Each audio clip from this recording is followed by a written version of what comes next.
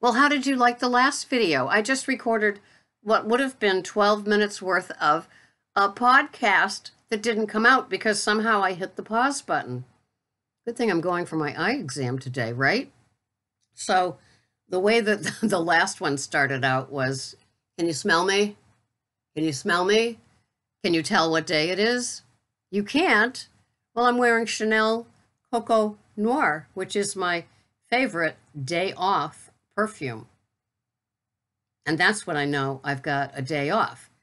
And it's counteracting the smell of vinegar as I clean my two coffee pots, my Keurig and my Hamilton Beach single cup. And yeah, those are the sort of things I do on my day off, along with polishing jewelry, showering. The list goes on and on of the self-care, both of the coffee pots and me. So today, yes, I have an eye appointment and I have a teeth evaluation appointment with my dentist. And let's see what he says. They always tell me when I go for my 6-month cleaning that I need a crown. And it's like, yes, the queen needs a crown. And I always avoid it. But then I think I have free care because I'm an old lady. So bring on the crown. Why not? Those things are about $1,500 now, right? So I'm practicing my keto for the day. And what is in my keto food plan? Crack slaw. So I got Taylor Farms organic broccoli slaw. I got a pound of grass-fed beef. And I added some sriracha sauce, some Bragg's coconut aminos, which is kind of soy sauce tasting. A little onion salt, a little garlic salt, I think, and Himalayan pink salt and ground pepper. And I will be having a big bowl of that. That's 9 carbs right there. And so I'm going to be having 5 asparagus spears and 75 grams of Good Culture cottage cheese. So I'm having 10 grams usually more than I usually have of protein and 10 grams less of fat. I don't know. In my head, it balances out. It's 1,370 calories. I'm still having my 2 bulletproof coffees. One I had at 3. It is now 5:30. I've got a little bit more left of that. Then I will have another one mid-morning before my eye appointment. And then the OMAD at around 4 today because of my dentist appointment. So it's all good, taking care of business. And I was listening to Keto-licious. I think that's how I pronounce her YouTube channel name. I don't know her first name. I wish I did. But she's got beautiful red hair. And she was talking about Alulose. Had I heard of it? A sweetener. And ironically, I was listening to 2 keto dudes when I walked yesterday at the rec center. And they were having a round table of familiar people that are on their channel. And they were talking about Alulose. Somebody was starting in on it.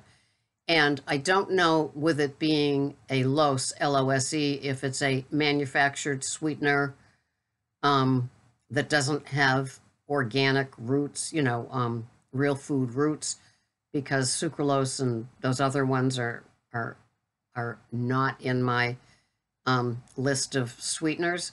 So anyway, I'm going to do a little research and check that out and see, because she was asking me about it and they were talking about it there. For now, I'm happy with my pure P-Y-U-R-E organic stevia erythritol blend. And it's incredibly cheap at Amazon. It was an add-on, so that was okay. I ordered something else and got it. And it was like $6.15 for a pound. My Zyla that I get, that is erythritol from Amazon, is about, I think it's about $18 a pound. So I like both. I will use one in one Bulletproof and one in the other Bulletproof. And yeah, I like it. I found that using less of the pure, I like it better. The more you use, the more bitter it gets, at least to me. So, you know something? One of my favorite sayings is, when you know better, you do better. Okay? I know a lot of people that know better, but they still don't do better. But that's okay. A lot of us here, when we know better, we do better. And we always take care of what we need to take care of. Kathy was stuck in Denver on a layover because of weather, and Kathy's crazy keto life or crazy life. And so, she said it was hard finding some keto options. And she packed a device that she needed that she couldn't get at. And so, yeah, it's interesting when those things happen. And so we live and learn. So that's part of getting to the better choices. And I use the saying BBC, better bad choices. And that is something that we need to eat or have or do in our lives. Sometimes we need to practice just better bad choices. It's not the ultimate best choice, but it's what we do in certain situations that are temporarily out of our control. And I know that I'm one of those type of old ladies that likes to always be in control. And the second that somebody's trying to take my control, it does those things inside of me. I used to be a doormat or a speed bump or live under the speed bump. And little by slowly, we get our backbones. And not in a way that is aggressive or annoying. It's just taking care of ourselves, quietly slipping away if you're in a situation that's like too much of too much emotionally or verbally or just visually, and remove ourselves. Other times we stop conversations that are getting to that place. We just learn. And definitely with food, we learn how to handle food pushers. Did you meet any food pushers this past holiday season with your choices and not taking what they were pushing on you? It's so funny how people push food on you. It's like, what do you want, company eating crap? No thanks. No thanks. I'm sticking to keto, and I'm sticking to the clothes that I've got that fit. I know that Rochelle always says that when she's commenting to me. I like my clothes. I don't want to replace them. Hello. That's true. Because I used to buy expensive clothes when I was fat, and now I'm slowly getting to the point where it's okay to let them go. But then, when I now at a new size, I don't want to have to go higher again. So I do everything I can to stay where I am. So you can't out exercise your food program, your weight loss program. Now, I also watch Chloe's Revenge Body. And one of the things that is noticeably absent this season is nutrition. And I'm laughing because they show all these workouts perpetuating the myth that you can out exercise your food issues, but your weight issues. And so I know that Chloe does a low carb diet. I know that Kim does too. I think Kim does keto. I'm not sure if Chloe does keto. Like they're friends of mine, right? Chloe, Kim, and so in her thing, I mean, it's fun to watch for the glam part, but it's just there's so much so much that's impractical about it. I'll find the right sentence. And so, like for me, it's like, well, it's 15 below. The wind is 40 miles per hour. I'm not going to be wearing one of your, spray painted on skin tight dresses with your, 6-inch hooker heels to go grocery shopping or go to my meeting, right? It's not practical, but they glam them all up. And how much money would it cost to keep that glam going on their own? It's fun to watch. It's a guilty pleasure. But last year they did a little bit more with food than they are this year. I mean, this year I think I've completed 2 episodes. I'm about ready to start the 3rd. And there's just little to nothing mentioned about food. And yet it's the part that's going to help you not only lose some weight, but maintain the loss. Because you can't go back to the standard American diet after losing a chunk of weight. You're going to throw off your metabolism that was fat adapted by going low carb and high fat. It's just kind of, it's like, oh, okay, all right, I'll watch this for the beauty of it, but really. So You cannot out-exercise. So you need to pay attention to the food. If you're new to keto, you're new here, and you're trying to figure out all this stuff and the sayings and what people are doing, you're kind of obsessed with the scale, you're hoping for that whoosh, which is that initial weight loss of water, and you're trying to avoid the keto flu, just have plenty of salt and other electrolytes. But anyway, so you don't think you're going to have it all overnight, because it is a long, long process.